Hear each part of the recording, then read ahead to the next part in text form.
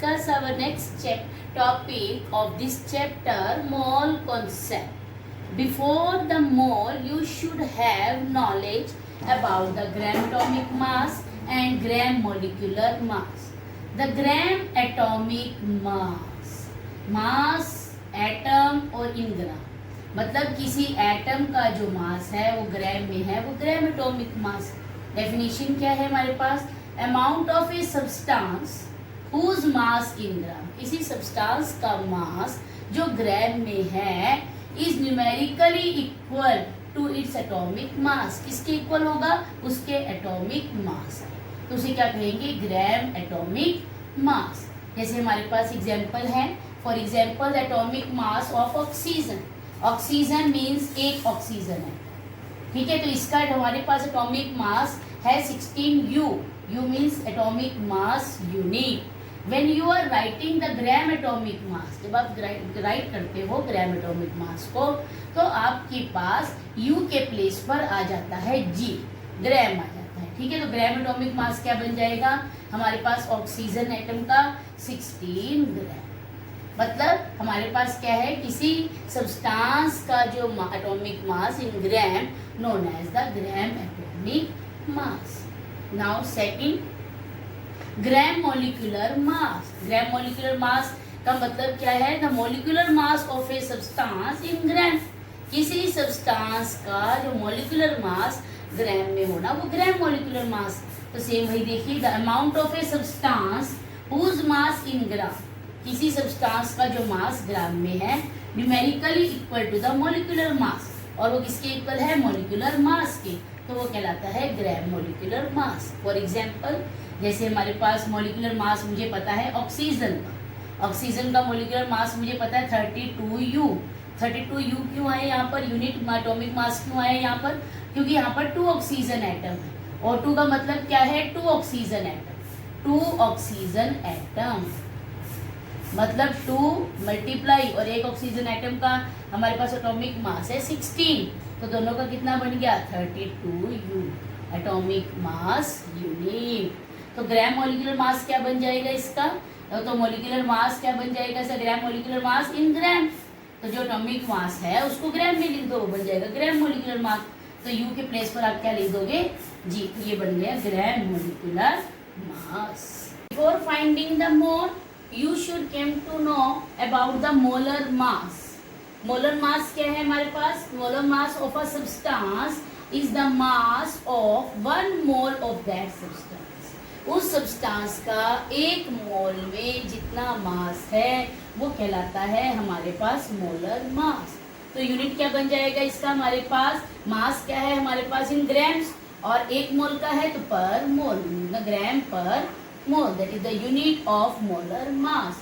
So molar mass is the numerically equal to the atomic mass expressed in unit gram per mole. मतलब हमारे पास molar mass किसके numerical equal है? जो आपके पास atomic mass है उसको आप ग्राम पर मोल में लिखोगे तो वो बन जाएगा हमारे पास मोलर मास, ठीक है। तो now I am giving you one example, how will you find the molar mass of nitric acid HNO3, nitric acid. HNO3 nitric acid है आपके पास, you have to find out the molar mass, that is the hydrogen means mass of hydrogen. Hydrogen यहाँ पर कितने हैं? 1, तो आपने multiply 1 plus ये क्या है? Nitrogen, the mass of nitrogen, और नाइट्रोजन भी कितने हैं? 1 प्लस O3, O क्या है? ऑक्सीजन, मास ऑफ ऑक्सीजन, और ऑक्सीजन कितने हैं? 3, तो मल्टीप्लाई 3। अब आपके पास हाइड्रोजन, हाइड्रोजन का मास कितना है? एटॉमिक मास 1, क्योंकि अब उसने क्या कहा है? मोलर मास किसके इक्वल है? Atomic mass. तो हाइड्रोजन का एटॉमिक मास कितना है? 1, और 1 को 1 से मल्टीप्लाई करेंगे। नाइट्रोजन का एटॉमिक मास है 14 मल्टीप्लाई 1, ऑक्सीजन का एटॉमिक मास है 16 मल्टीप्लाई 3, 1 1 जा 1, 14 1 जा 14, और ये आपके पास आ गया 48। अब इसको ऐड कर दीजिए, आपके पास ऐड करके कितना आ जाएगा यहाँ पर? 63 ग्राम पर मोल। That is the molar mass of nitric acid. यही आपको बताएगा ना कि मोलर मास क्या है, न्यूमेरिकल इक्वल किसके है, ग्राम atomic mass.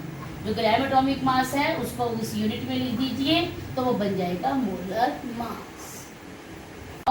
How will you calculate the molar mass of ethylene and nitric acid? इन दोनों का मोलर मास कैसे फाइंड आउट करोगे? First of all we are taking ethylene C2H2, कैसे इसका मोलर मास निकालेंगे? हमारे पास mass of carbon, C carbon है, कार्बन का मोलर मास, कार्बन का मास, और कार्बन कितने हैं 2, तो मल्टीप्लाई 2 प्लस हाइड्रोजन का मास, मास ऑफ हाइड्रोजन, और हाइड्रोजन भी कितने हैं हमारे पास 2। तो आपको जो कार्बन है, कार्बन का एटॉमिक मास, आपको ग्राम एटॉमिक मास आपको पता है कार्बन का कितना है 12 और मल्टीप्लाई 2 प्लस हाइड्रोजन का आपको पता है 1 मल्टीप्लाई 2, तो कितना आ गया ये 12 पूजा 24 प्लस 2, तो कितना आ गया हमारे पास ये 26 ग्राम। ठीक है, ये हमारे पास बन गया मोलर मास ऑफ इथाइलिन। ऐसे ही in the same way you can find the molar mass of nitric acid. कैसे निकालेंगे हमारे पास, इसमें भी देखिए नाइट्रिक एसिड में कैसे फाइंड आउट करोगे आप, मास ऑफ हाइड्रोजन, अब हाइड्रोजन तो एक है तो इसको 1 से मल्टीप्लाई की, यहाँ पर नीड नहीं है, plus mass of nitrogen plus mass of oxygen, और ऑक्सीजन कितने हैं 3, तो मल्टीप्लाई 3। अब आपने क्या करना है, यहाँ पर सभी का मास राइट करना है। हाइड्रोजन का मास आपको पता है 1, नाइट्रोजन का मास आपको पता है 14, ऑक्सीजन का मास आपको पता है 16 मल्टीप्लाई 3, तो कितना आ गया ये 1 प्लस 14 प्लस 48, तो कितना आ गया आपके पास टोटल करके यहाँ पर ये 63 gram. Now students, you have knowledge about the gram molecular mass. You can find the molar masses of the substances. Now we will discuss about the mole. What is mole? हमें मोल की क्यों जरूरत पड़ी? हमारे पास तो मैथ्स में quantity थी कि जैसे 1 डजन में 12 आर्टिकल है, ठीक है, तो हमें उन चीजों के बारे में पता था, तो हमने मोल ही क्यों लेकर आए? हमारे पास तो इतनी क्वांटिटीज हैं जिससे हम चीजों को मेजर कर सकते हैं, काउंट कर सकते हैं, तो हमने मोल कॉन्सेप्ट ही क्यों लेकर आए? जो मोल कॉन्सेप्ट है आपका केमिस्ट्री में, इसको हम कहते हैं केमिकल काउंटिंग यूनिट, और ये हमारे साइंटिस्ट 1869 में ऑसवाल्ड साइंटिस्ट ने लैटिन लैंग्वेज में इस मोल को कहा था हिप और पाइल, मतलब आपने हिप और पाइल के नाम से भी इसका नाम दिया था। जो ये मोल है एक केमिकल काउंटिंग यूनिट है केमिस्ट्री में, इसको हम यूज करते हैं छोटे छोटे पार्टिकल्स के मापने के लिए, नंबर देखने के लिए, कितने हमारे पास एटम्स हैं, कितने मॉलिक्यूल्स हैं, क्योंकि आपको पता है कि हर मैटर छोटे छोटे पार्टिकल से बना, एटम्स हैं, आयंस हैं, मॉलिक्यूल्स हैं, और आप उनको काउंट नहीं कर सकते। तो उनको काउंट करने के लिए हमारी केमिस्ट्री में यूज किया गया यूनिट मोल। जैसे हमारे 1 डजन था, 12 आर्टिकल आप काउंट कर सकते थे। मान लो मैंने आपको कहा कि 1 डजन बनानास हैं आपके पास, आपने एकदम काउंट कर दिया कि मैम आई हैव 12 बनानास। अगर मैंने आपको कहा कि 1 डजन पेंसिल हैं, तो आपने एकदम काउंट कर दिया आई हैव 12 पेंसिल्स। बट अगर मैं आपको एक 12 ग्राम कार्बन दे दूं और मैं आपको कहूं कि tell me how many atoms are there, how many ions are there, तो आपको वो फाइंड आउट करना मुश्किल हो जाएगा। ठीक है, तो उनको फाइंड आउट करने के लिए कितने एटम्स हैं, कितने आयंस हैं, तो केमिस्ट्री में यूज किया गया एक कॉन्सेप्ट जिसे हम कहते हैं मोल, इसीलिए इसका नाम दिया गया केमिकल काउंटिंग यूनिट। जो हमारे पास मोल है, अब हमारे पास जैसे मान लो बैंक्स में क्या होता है, मान लो आप 5 रुपये कॉइन लेकर गए, तो आपने बैंक में जाकर उस पैसे को डिपॉजिट कराना है, तो आपको जब वहाँ पर बैंकर्स हैं तो वो सभी कॉइन्स को काउंट नहीं करते, वो क्या करते हैं कि जितना वेट है, सारे जो कॉइन्स हैं आपके, पहले सारे इक्वल सॉर्ट आउट कर लेते हैं। मतलब सारे 5 रुपए वाले अलग, 1 रुपए वाले अलग, 10 वाले अलग, ठीक है। फिर उसके बाद उनको सॉर्ट आउट करने के बाद वो क्या करते हैं, टोटल जो आप देते हो, जिस पैकेट में आपने डाल कर दिए हैं, उनका वेट कर लेते हैं, ठीक है। उनका वेट करके फिर वो क्या करते हैं, एक कॉइन का वेट कर लेते हैं और उससे दोनों को डिवाइड कर देते हैं, तो वो आ जाएंगे टोटल नंबर ऑफ कॉइन्स। मान लो जैसे आपके पास, आपने बैंक में डिपॉजिट कराए और जो आपने वहां पर हीप या पाइल जो डिपॉजिट कराया, उसका मान लो वेट आपके पास आ गया 200 ग्राम, ठीक है। और आपके पास एक कॉइन का वेट मान लो आपके पास है 1 ग्राम या 10 ग्राम। तो how many coins are there, कितने कॉइन्स हैं आपके उस बैग के अंदर। तो वो बैंक वाले कैसे फाइंड आउट करेंगे how many coins are there, वो डिवाइड कर देंगे। तो कितना आपके पास आ गया 200, तो मतलब उस बैग के अंदर आपके 200 कॉइन्स हैं। अब आपके पास in the same way chemistry में हमारे पास एटम और मॉलिक्यूल्स और आयंस मतलब पार्टिकल्स को फाइंड आउट करने के लिए how many atoms, how many molecules, how many ions are present in that quantity, we introduce a new quantity, a new unit known as mole. Means scientists count atom and molecules by weighing the substance. Scientist use करते हैं इस मोल को, कैसे atom और molecules कैसे found out करते हैं, कैसे काउंट करते हैं, बाय वेइंग द सब्सटेंस, किसी सब्सटेंस का वेट करके वो उसके अकॉर्डिंग आपको बता देते हैं कि how many atoms are there, how many molecules are there, how many ions are there. Now the definition of 1 mole, 1 mole of any particle. 1 mole की डेफिनेशन क्या है कि 1 मोल है किसी पार्टिकल का, 1 मोल किसके इक्वल है, is that quantity number having mass equal to its mass और मॉलिक्यूलर मास इन ग्राम। मतलब 1 मोल की डेफिनेशन क्या है, किसी पार्टिकल के 1 मोल का मतलब क्या है, क्वांटिटी नंबर हैविंग मास, कितना मास है उसका, इक्वल टू इट्स एटॉमिक और मोलर मास। और कंडीशन क्या होनी चाहिए कि उसका जो मोलर मास है वो कहां से होना चाहिए, इन ग्राम्स। तो आपके पास 1 मोल की डेफिनेशन हो गई और ये हमें ये भी पता चल गया कि ये केमिकल काउंटिंग यूनिट है to calculate the atom, ions and molecules. Students, आपको मैं अगर एक एग्जांपल देती हूँ कि how many article in 1 dozen, तो 1 डजन में आपने कह दिया 12 आर्टिकल। और मैं अगर आपको कहती हूँ you have 2 dozen and how many article, तो 1 में 12 थे तो 2 में कितने हो गए, 12 मल्टीप्लाई 2 यानी कि 24 आर्टिकल। आर्टिकल मीन्स मैंने आपको कोई भी pen, pencil, banana, anything I have given you. अब आपने सेम, अगर आपके पास 1 मोल ऑफ एटम, अगर 1 मोल एटम में 6.022 10⁻23 एटम्स हैं, ठीक है, जैसे एवोगैड्रो के अकॉर्डिंग है। तो आपके पास अब यहाँ पर अगर 2 मोल आ जाए, 1 के प्लेस पर 2 मोल आ जाए, तो अब कैसे करोगे, अगर 1 मोल में 6.022 10⁻23 एटम्स हैं, तो 2 भी कितने होंगे, तो यहाँ पर इसको 2 से मल्टीप्लाई कर दोगे, 2 मल्टीप्लाई 6.022 10⁻23 एटम्स। तो अब आपके पास एक एग्जाम्पल है, if you have 3 mole of water how many hydrogen atom are here. अगर मैंने आपको 3 मोल वाटर के दिए हैं तो यहाँ पर कितने हाइड्रोजन एटम्स हैं, ठीक है। तो फर्स्ट ऑफ ऑल मैंने क्या करना है, यहाँ पर पहले मैं 1 मोल में देखूंगी, 1 mole of water has hydrogen atom. 1 मोल में कितने हाइड्रोजन एटम्स हैं। अब आप देखो, एक तो आपको पता है कि 6.022 10⁻23।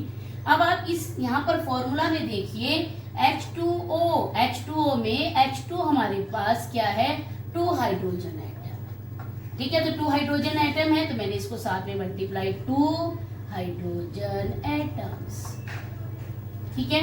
तो अब मैंने आपको क्या कहा, कितने मोल में बताना है आपको, 3 मोल में। 3 mole of water has hydrogen atom, तो 3 मोल में कितने हाइड्रोजन एटम्स हैं? तो मैं साथ में इसको किससे भी मल्टीप्लाई कर दूंगी, 3 से। तो मतलब 3 multiply 6.022 10⁻23 multiply 2 hydrogen atoms means मेरे पास क्या हो गया, 3 2 जा 6 और 6 को इससे मल्टीप्लाई करूंगी, 6 2 जा 12, 6 2 जा 12 और 13 और 6 6 जा 36 मल्टीप्लाई 23 हाइड्रोजन एटम्स। ठीक है स्टूडेंट्स, सेम आपके पास if there will be example I will ask oxygen atom. अगर मैं आपसे ऑक्सीजन एटम पूछती हूँ यहाँ पर, हाउ मेनी ऑक्सीजन एटम, अगर आपको यहाँ पर बेटा हाइड्रोजन एटम के प्लेस पर ऑक्सीजन एटम डिमांड करते हैं कि हाउ मेनी ऑक्सीजन एटम, तो यहाँ पर ऑक्सीजन देखिए कितने हैं हमारे पास, ओनली 1। तो इस सॉल्यूशन में जब आपने ये लिखा था कि 1 mole of water has, hydrogen के प्लेस पर हम वहां पर लिख देंगे ऑक्सीजन। ऑक्सीजन एटम कितने हैं, ऑक्सीजन एटम ओनली 1। तो आपको यहाँ पर 2 से मल्टीप्लाई करने की नीड नहीं है, सिर्फ आप यहाँ पर लिखोगे 6.022 10⁻23 oxygen atom.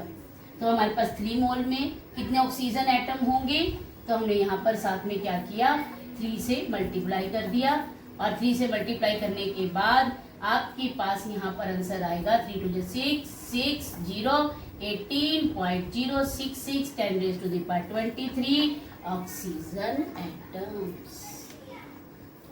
If there will be question in this form, how many hydrogen molecules? देखो फर्स्ट में हमने हाइड्रोजन एटम पूछा, फिर हमने ऑक्सीजन एटम, फिर हमने बात करते हैं हाइड्रोजन मॉलिक्यूल्स, और किसमें है वो, वाटर में। तो वाटर में आपके पास हाइड्रोजन मॉलिक्यूल्स कितने हैं, आपके पास मॉलिक्यूल क्या है, ग्रुप ऑफ एटम। और ग्रुप ऑफ एटम भी कैसे हैं, हमारे सेम एटम जब कंबाइन करते हैं। तो मॉलिक्यूल्स कितने हैं, कितने मॉलिक्यूल है हाइड्रोजन के, ओनली 1 मॉलिक्यूल। ठीक है, ओनली 1 मॉलिक्यूल है हाइड्रोजन का। तो हमारे पास इसका कैसे होगा कि 1 mole of water has hydrogen molecule 6.022 10⁻23 hydrogen molecules. आपकी कितने में पूछा है, 3 मोल में पूछा है। ठीक है, तो इसको सीधा 3 से मल्टीप्लाई कर दोगे 10⁻23, तो मल्टीप्लाई करके आपके पास आ जाएगा 18.066 10⁻23 हाइड्रोजन मॉलिक्यूल्स। ठीक है, तो डिफरेंस आपको ये पता चल गया कि what is difference in between these 2 statements. यहाँ पर हमने 2 से मल्टीप्लाई किया था क्योंकि हाइड्रोजन एटम पूछा था, यहाँ पर उसने क्या नीड की है, हमें मॉलिक्यूल्स, और मॉलिक्यूल्स कितने हैं फॉर्मूला में, ओनली 1। ठीक है, तो उसके अकॉर्डिंग हमने बता दिया कि यहाँ पर हमें 2 से यहाँ पर मल्टीप्लाई करने की नीड नहीं।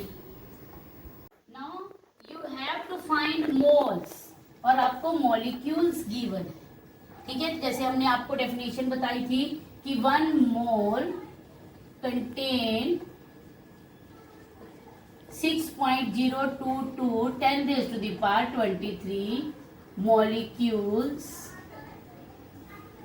of SO2।